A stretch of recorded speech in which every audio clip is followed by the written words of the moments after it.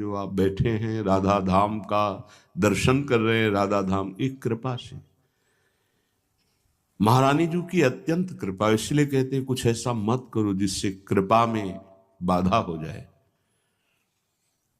ये कृपा सहज में तुम्हें ऐसे उत्तम महान रस की पदवी में बैठाल देगी जहां किसी साधना से नहीं पहुंचा जाता। पर जैसे नाली के कीड़े को निकाल कर अमृत कुंड में डालने की चेष्टा करो तो नाली का कीड़ा नाली में ही खेलना चाहता है, ऐसे हमारी दशा है। गुरु कृपा, ऋषि कृपा, श्री जी की कृपा, धाम की कृपा मुझे इस विषय नाली से निकाल कर प्रेमामृत कुंड में डालना चाहती है, पर हम शकील कर विषय नाली में ही खेलना चाहते हैं। हमारी आकांक्षा हो जाए प्रेम प्राप्ति की। श्रीपाद कह रहे हैं ये पूर्ण शासन से युक्त है वृंदावन, ऐसा न समझना। वृंदयाभिपालितापि दिव्य केलिकानन, स्वर्ण रत्न दिव्य गंध में दुराव कीतले, दिव्य शत प्रसून रत्न साखी मंडलावृते, छाययाति शोभने मुनिंद वृंद लोभने। सावधान, ये वृंदावन वृंदा देवी के द्वारा एक एक कोने का निरीक्षण परीक्षण सावधानी से हो रहा है, ध्यान रखना। यहाँ की अधिष्ठात्र देवी वृंदा देवी हैं, अपनी समस्त सखियों के साथ वो यहाँ की शासन प्रणाली देखती हैं, यहाँ की संपूर्ण व्यवस्था देखती हैं। यहाँ किसी भी तरह का कोई प्रियाजू के प्रतिकूल जो आचरण करता है उसके लिए दंड विधान भी यही करती, ध्यान रखना। वृंदयाभिपालिताति दिव्य केलिकान, ये दिव्य महल है, यहाँ आने वाले सावधान रहें। ये परम धाम प्रियाजू का निज महल है, यहाँ किसी भी तरह का कोई ऐसा कृत्य, कोई ऐसी चेष्टा, कोई ऐसा व्यवहार न करें जो तुम्हारे ऊपर कृपा हुई है वो अवरुद्ध हो जाए। कुसंग, कुचेष्टा, कुविचार, इनसे बचिए। अंदर के कुविचार से बचिए, शरीर की कुचेष्टा से बचिए और शरीर संग कुसंग से बचिए। वृंदा देवी के द्वारा सम्यक रूप से निरीक्षण परीक्षण यहां होता रहता है और रक्षती, यहां की रक्षा वृंदा देवी करती है। ये दिव्य केलिवन है प्रियाजू का।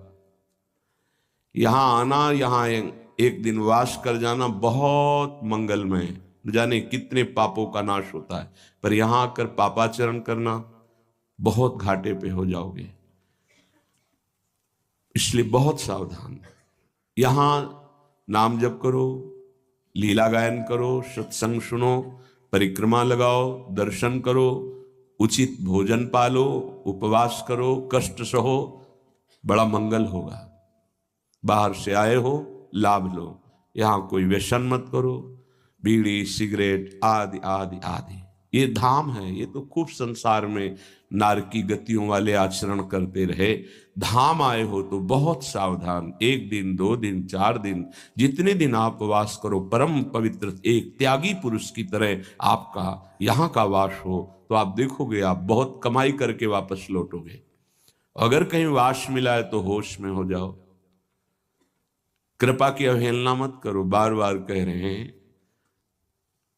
नहीं तो तुम्हारे सोच, तुम्हारा पावर, तुम्हारी सामर्थ्य तिनके से ज्यादा नहीं है। जैसे जड़ तिनका क्या सोच सकता है, जड़ तिनका कितना चल सकता है, ऐसे ठीक तुम तिनके की तरह हो। उल्टा वायु आएगी, ऐसे उड़ाकर ऐसी जगह में डालेगी जहां सोच नहीं सकते हो। अनुकूल वायु आई है, उड़ाकर धाम में आपको वास दे रही। गर्व मत करो, ऐसी कोई प्रतिकूल चेष्टा मत करो जिससे किसी रसिक का हृदय जल जाए। अगर उसका अपनेपन के कारण तुम्हारे से हृदय जल गया तो तुम्हारे पास कोई औषधि नहीं कि तुम उस जलन की ताप को अपने से बचा सको। वो बहुत उल्टा होकर जब गिरेगी, समय आने दो, तब तुम्हारी सारी की सारी चतुराई विवेक सब धूल धूसरित हो जाएगा। बहुत सावधानी से। तुम कृपा से उठे हो और अपराध से नष्ट हो जाओगे। कृपा से 2 बाहु वालों को 1000 बाहु वाला बना दिया। एक ब्रह्म ऋषि ने, दत्तात्रेय भगवान ने, शास्त्राबाहो अर्जुन। उसी ने ऋषि का अपमान कर दिया, जमदग्नि ऋषि का, किसी योग्य नहीं रह गया, काट के फेंक दिया भगवान परशुराम ने।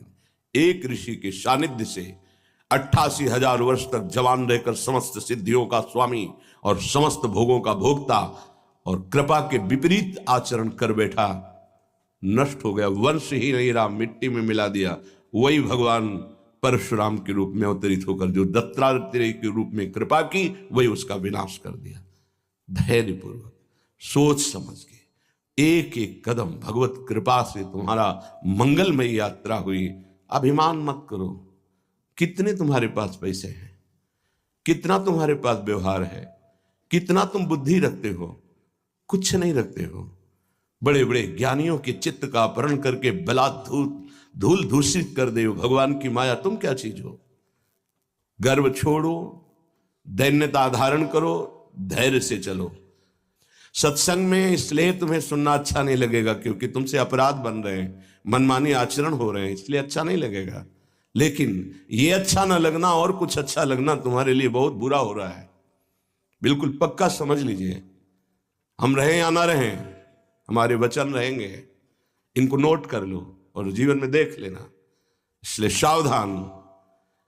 वृंदयाभि पालिताति दिव्य केली काननो। ये दिव्य वृंदावन है। वृंदा देवी एक एक सेकंड को देख रहे हैं।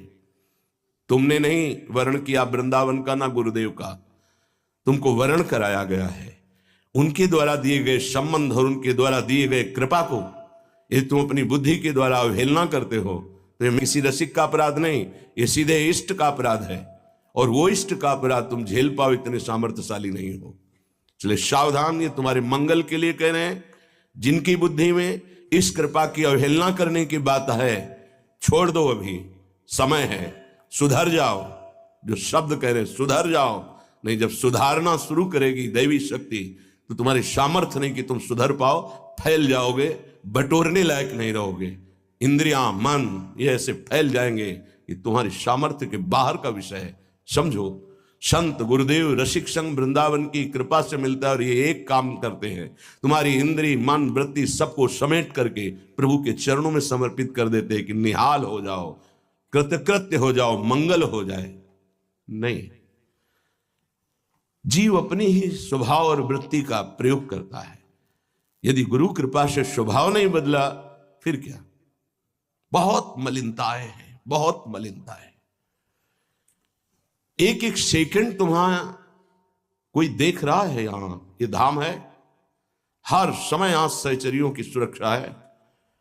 जब तक किसी सहचरी का हृदय तुम्हें स्वीकार किए है तभी तक ध्यान रखना।